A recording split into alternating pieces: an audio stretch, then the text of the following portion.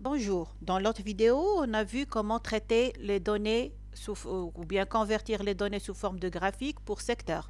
Et on a dit que pour le secteur, on l'utilise lorsqu'il s'agit soit d'une seule ligne de données ou bien une seule colonne. Quand il s'agit de plus d'une ligne ou d'une colonne, automatiquement, on peut utiliser les autres types de graphiques.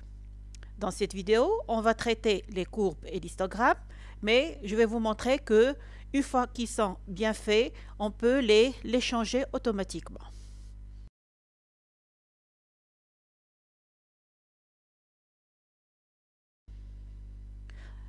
Je prends toujours le même exemple du chiffre d'affaires de la société Youssef Deco.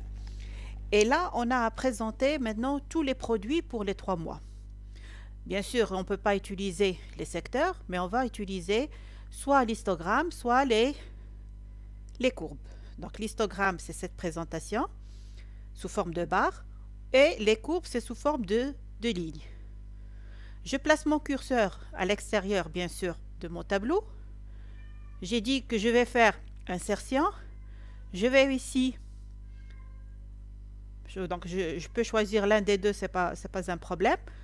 Je choisis l'une des présentations.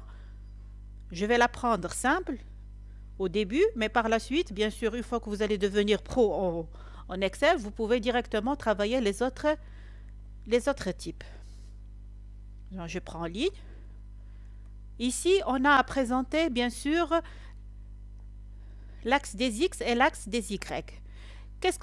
Et bien sûr, les courbes, qu'est-ce que ça va représenter? Donc, tout simplement, pour l'axe des X, ça représente, bien sûr, le temps. Pour notre cas, ça va être janvier, février et mars. Pour l'axe des Y, ça va être, bien sûr, les données. Et les données qu'on a ici, c'est le chiffre d'affaires. Ça peut être le chiffre d'affaires, c'est-à-dire les ventes, ça peut être les achats, les dépenses, les recettes, l'effectif, etc.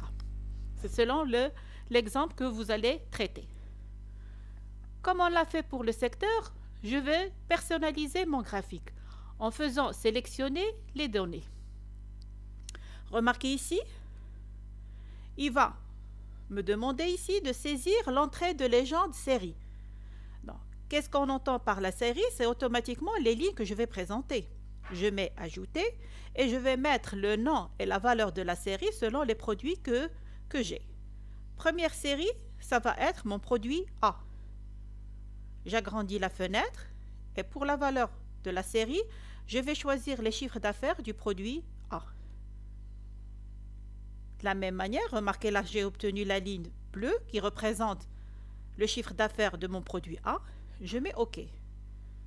De la même manière, je vais utiliser pour les autres produits. Donc, je mets ajouter. Le nom de série, c'est le produit B. Et bien sûr, toujours, il faut cliquer sur la flèche rouge pour faire la sélection. Et je sélectionne mes chiffres d'affaires pour le produit B. Je mets OK. Ajouter. Et le dernier produit qui est C. Et bien sûr, ses valeurs. Remarquez là que nous avons obtenu au niveau de notre graphique. Ici, vous avez les chiffres d'affaires. Et là, bien sûr, les différentes courbes, ça représente automatiquement mes 3 produits. Il reste ici, vous avez 1, 2, 3 dans l'axe des X. 1, 2, 3, ça veut dire quoi? C'est les 3 mois, c'est-à-dire janvier, février et mars. Pour les sélectionner, il faut mettre ici pour l'étiquette de l'axe horizontal qui est l'abscisse, modifier. Et je sélectionne mes 3 mois. Je valide et je mets OK. Après, je mets OK. Mon graphique, il est fait, mais il n'est pas complet.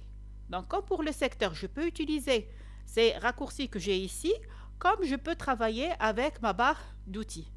Je peux ici venir à disposition rapide, essayer de choisir une présentation où on a automatiquement l'appellation de l'axe des X, l'axe des Y, le titre et la légende.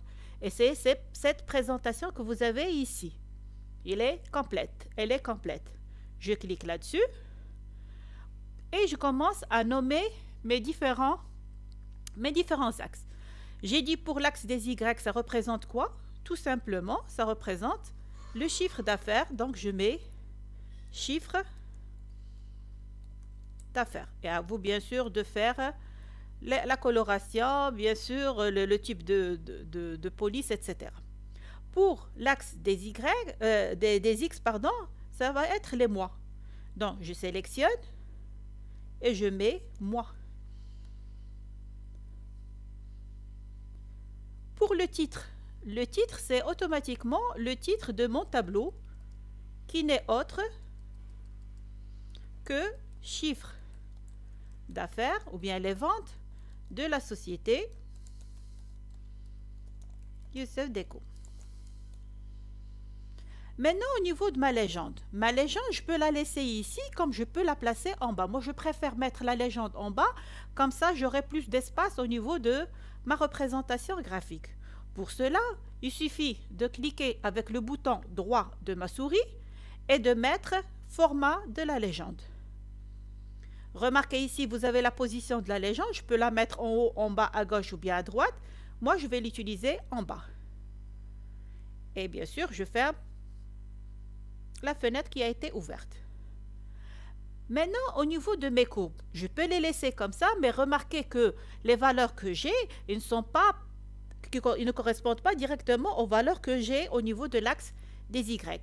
Alors, pour obtenir l'étiquette, il suffit de cliquer sur la ligne et de mettre soit ici à travers le plus, et je choisis l'étiquette de données pour choisir les valeurs, comme je peux le mettre avec le bouton droit. Et je fais la même étape pour tous les produits que j'ai. Donc, je répète, je clique sur ma ligne, je vais au plus qui est ici, ou bien avec le bouton droit, ajouter l'étiquette, et je choisis mon étiquette. Et c'est la même chose pour le troisième produit. Remarquez maintenant, ma présentation graphique, elle est faite. Bien sûr, je peux ici carrément choisir un style différent pour ma présentation. Donc, ça reste question d'esthétique, mais l'essentiel, on l'a déjà utilisé. J'ai dit la dernière fois au niveau de secteur que je peux garder mon graphique sous forme d'objet, comme je peux l'utiliser sous forme d'une feuille. Pour cela, il suffit de le sélectionner, d'aller ici dans déplacer le graphique, choisir objet en tant qu'objet dans quelle feuille exactement, ou carrément je peux le copier et le coller dans mon rapport, soit dans le Word, soit ma présentation au niveau de PowerPoint, comme je peux l'utiliser en tant que nouvelle feuille, et bien sûr il sera plus grand. Maintenant, à partir de mon graphique, je peux carrément changer sa présentation. Je peux, utiliser ici les couleurs et modifier carrément les couleurs selon ce que je veux. Sinon, je peux garder les couleurs qui m'ont été données par défaut. Et bien sûr, ici, vous avez modifié le type de graphique. Je clique sur modifier le type de graphique. Et là, je peux choisir n'importe quel autre graphique, bien sûr, sauf, bien sûr, secteur, je ne peux pas l'utiliser tant qu'on a dit que pour secteur, on l'utilise pour seulement une seule donnée, que ce soit une ligne ou bien une colonne. Donc, l'histogramme, c'est celui-là. Et pour l'histogramme, vous avez un histogramme qui est groupé ou bien qui est empilé. Donc, à vous de choisir lequel il vous donnera plus ou bien il va illustrer plus vos données. Par exemple, je vais prendre le groupé et je mets OK.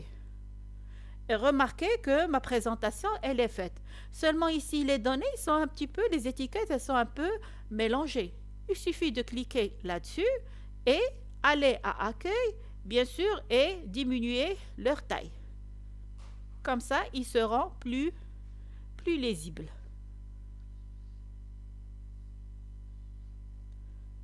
J'espère que cette leçon vous a été bénéfique et à la prochaine, Inch'Allah.